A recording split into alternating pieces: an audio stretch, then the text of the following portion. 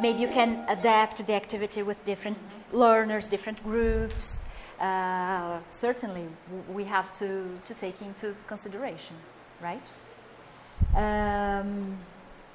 Anything else you would like to?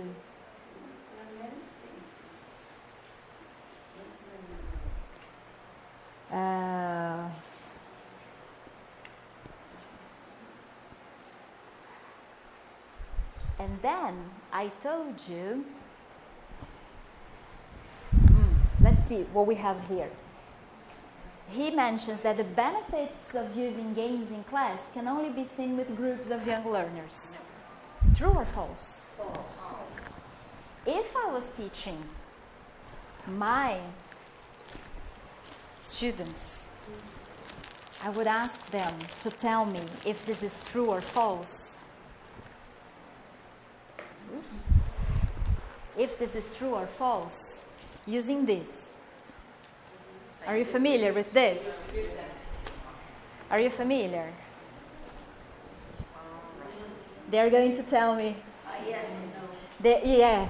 Like barbecue or yes. So that's going to be yes. Bring me more food, pizza. That's no. Could be true or false. This is not exactly, this is simply a tool, right? But if we take into consideration that we could use this thing in different activities with different learners, and we have to consider we have those learners who are more reluctant to participate. Instead of saying true, false, stand up, sit down, they can simply show the sign, for shy right? Shy. Okay. Who would like to try this out? So we can check a couple of.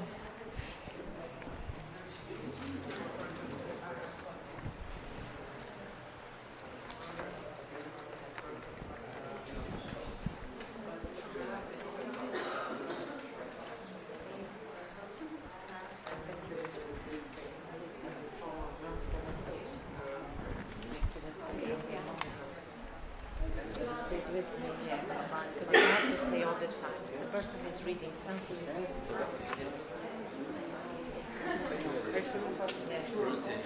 Yeah. I don't know, or the text doesn't say. Maybe.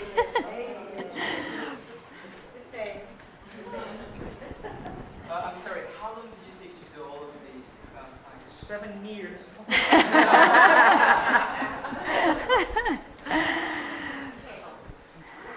I don't remember. Maybe an hour or so.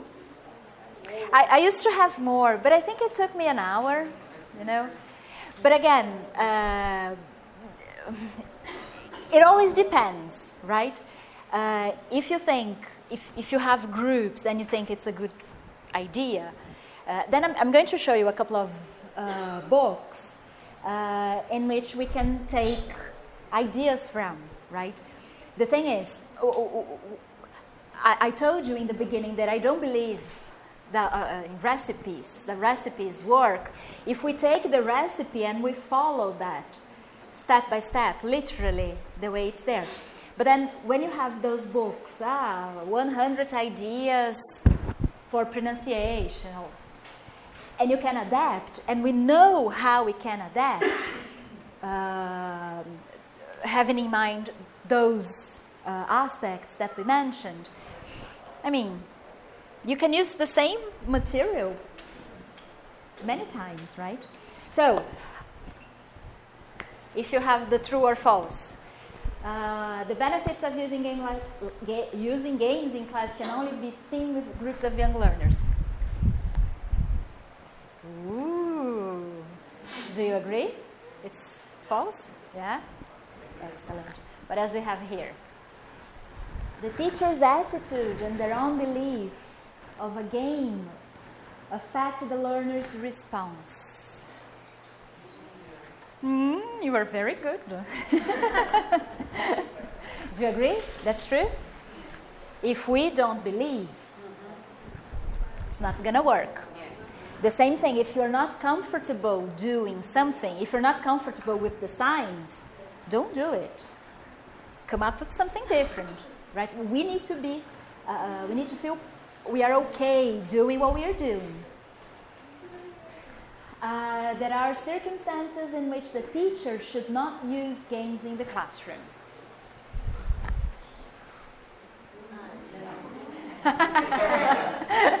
Great.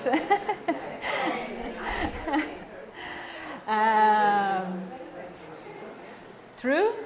I don't know, maybe. It depends. Well, but here it's saying there are circumstances. If you say this is true, if you say this is true, which circumstances are these? What was mentioned? In my group, there's some circumstances. It's up to me. If you have, remember, we need to know our students. The profile, if they're not comfortable with that. So, yeah, true, there are circumstances. The content of the game has to be relevant to learners, regardless of the language used. Again.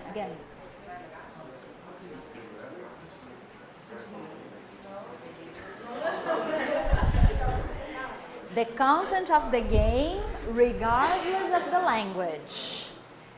It means, because remember we are in the classroom, in the English classroom, and we're saying that, okay, doesn't matter the language we are going to use, the content of the game is more important.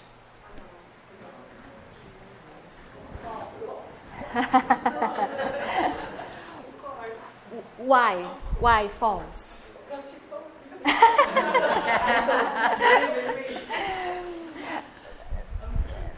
Remember, you mentioned that it has to be related, it has to be connected to the language. That's the learning, that's the core of our lesson, right? There should be some connection with the language that we're working with. Okay? It's not playing for the sake of playing. There should be a purpose, a reason why we are going to play that game. Even if you decide to play hopscotch. The other day a teacher told me that she prepared a hopscotch and for instead of numbers, she used fruits. Hopscotch is amarelinha. You know amarelinha? There are other names for amarelinha? I don't know. Amarelinha. And instead of the numbers, she used fruits. And then the students, they had to, they throw the stone. And then they have to say, she was working with likes and dislikes. So I like this, or the fruit, I like, I don't know, banana. And then as the game developed, they had to say, I like something, but I don't like something else. So, is it for the sake of playing? No, because in order to finish the game, they had to say the sentence. Okay? The last one. The teacher needs to have in mind the cost-benefit of using specific games. Definitely. If it's going to cost me hours and hours of preparation to be used during 10 minutes, so we need to, we always need to have in mind, we always have to consider that, okay?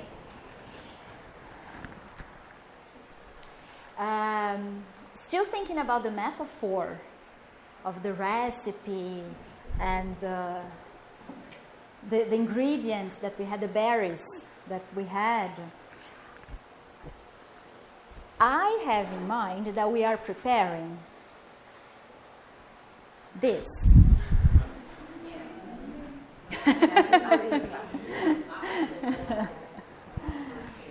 You tell me if, when we finish, if your recipe is also about this. Because remember, we have to adapt. Okay? So I showed a couple of ingredients. Remember, the learners, the management of the activity, the language outcome, the game-like activities, because that's one way, one possible ingredient to spice up our lessons.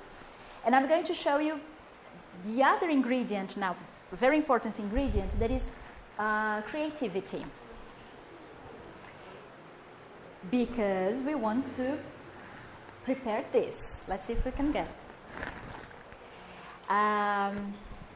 Some more questions for you here. What does being a creative teacher mean? What do you have to take into account when you adapt an activity to a group? And say 2 reasons why recipes may not work. I told you in the beginning, but that's a belief I have. You may disagree, okay? Because here are 2 reasons why recipes may not work. Okay? 1 more minute for you to share your ideas with the person next to you.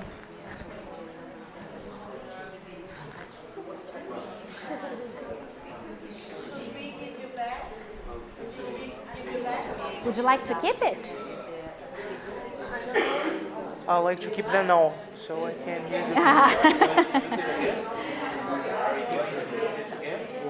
it. No, we're not going to use that again. Thank you.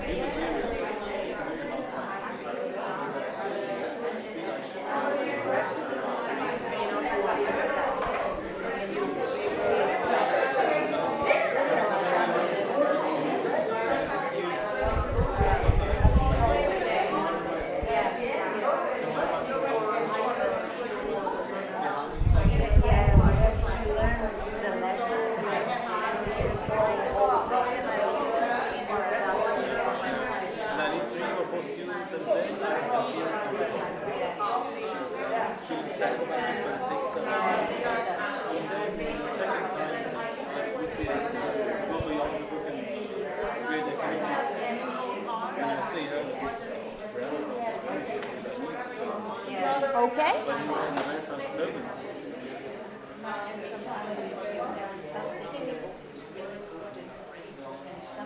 Sorry to interrupt you.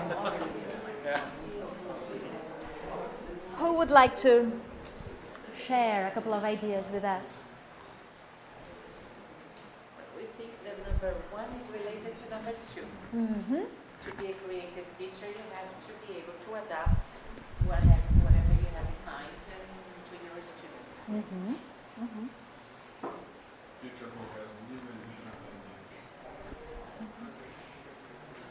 And what are ways of adapting? What are the things we have to consider if we have to adapt in order to have ideas, in order to be more creative, in order to have lessons that are more dynamic? Time. Target audience, time, Group profile. the group profile, definitely. Purpose. Mm-hmm. The level. Mm-hmm.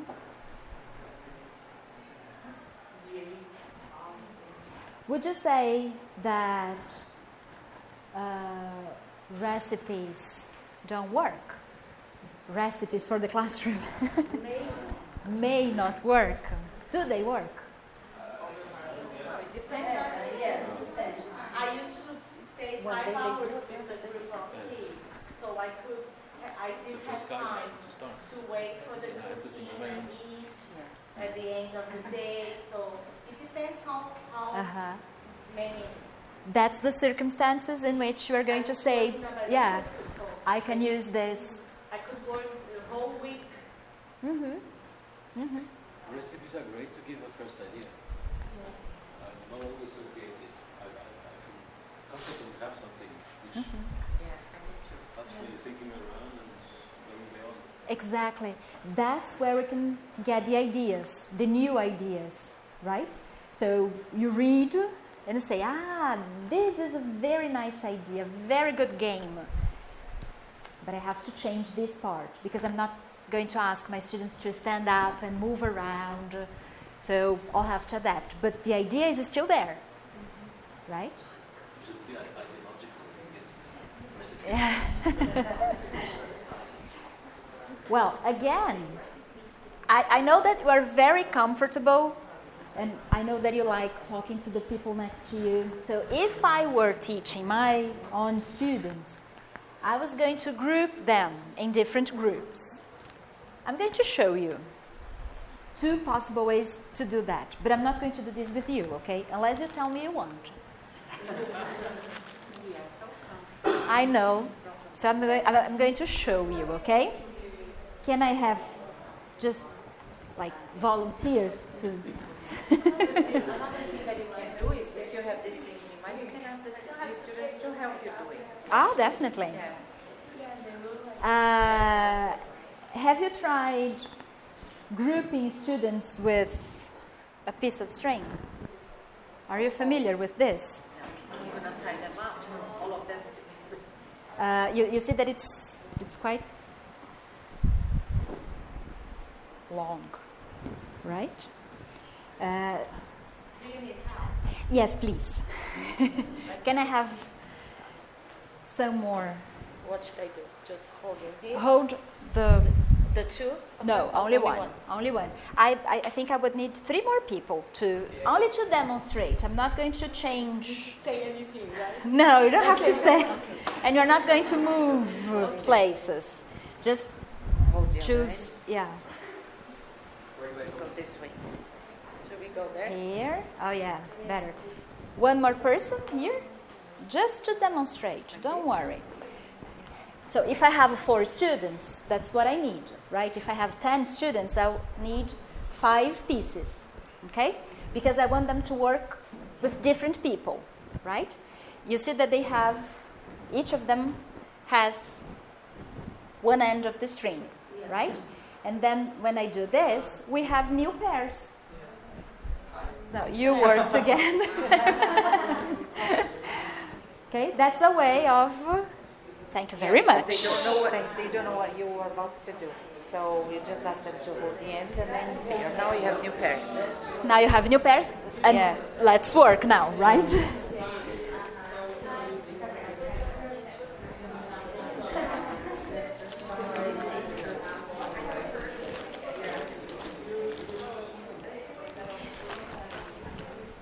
If I want new pairs, that's one possible way of doing that. Thinking about the time, just need, string, cutting. If you want to just tie a knot at the end, but that's everything you need.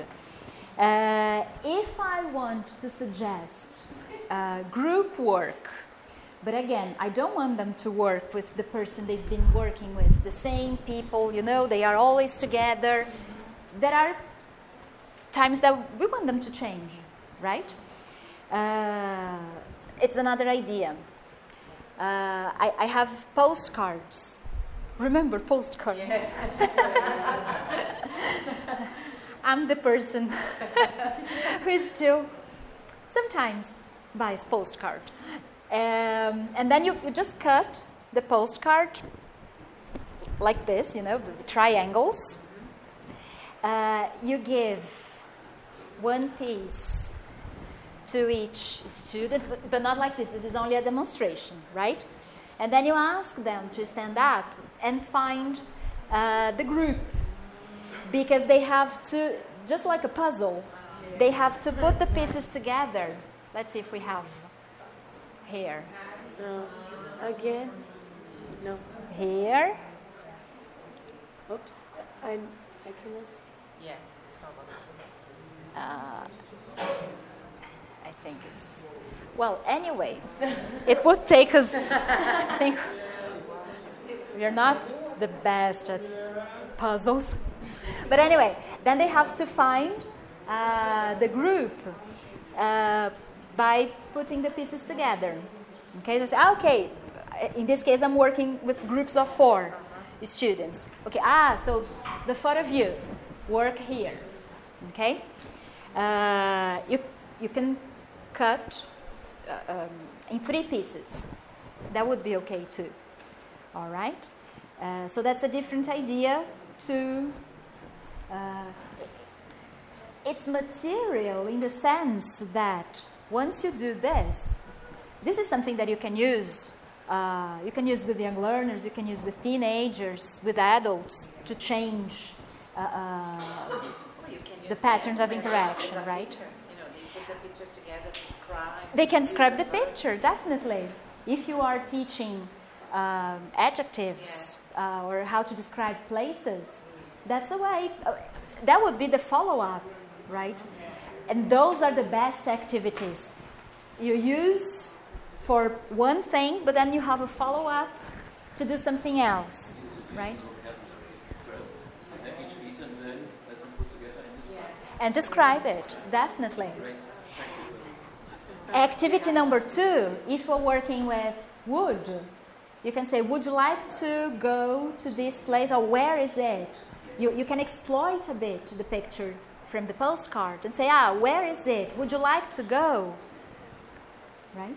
And again, in terms of preparation, all we need is to find postcards.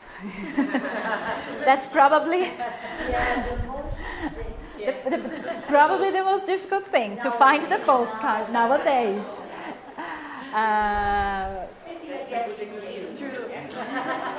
Maybe.